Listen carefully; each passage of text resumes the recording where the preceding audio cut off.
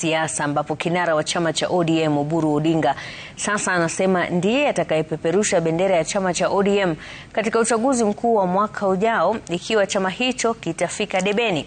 Akizungumza katika kaunti ya Kwale, Oburu pia amewataka wanaotaka kugombea urais kwa tikiti ya ODM kutafuta kwingine, kwani uamuzi wa nani mgombea ushamalizwa.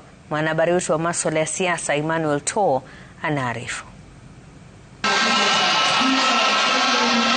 Katika taarifa yake ya mwaka mpya aliyotoa katika eneo la Diani, kaunti ya Kwale, kinara huyo wa ODM Oburu Oginga alisisitiza kwamba ndiye nahodha wa ODM atakayetoana kijasho na Rais William Ruto kwenye kivumbi cha mwaka ujao ikiwa chama hicho kitakuwa kinyang'anyironi.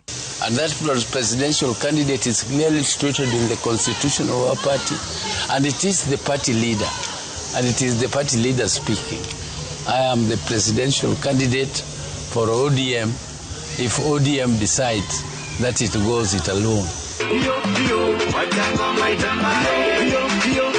Seneta huyo wa Siaya akiwataka wanaomezea mate nafasi hiyo kutafuta kwingine.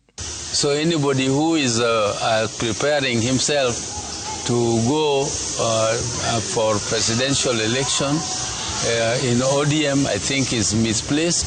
If they want to go for presidential candidacy, they should look for another party. Oburu akipuuzilia mbali madai ya kupiga mnada chama cha ODM kwa Rais William Ruto. So anybody who is saying ODM is sold to other parties is also daydreaming. ODM is strong and it is kicking, it is up, and it is not about to be sold.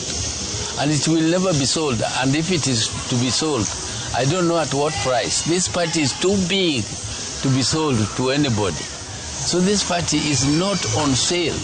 This party is not about to be sold. Emmanuel To, runinga Citizen. Rais William Ruto ameendelea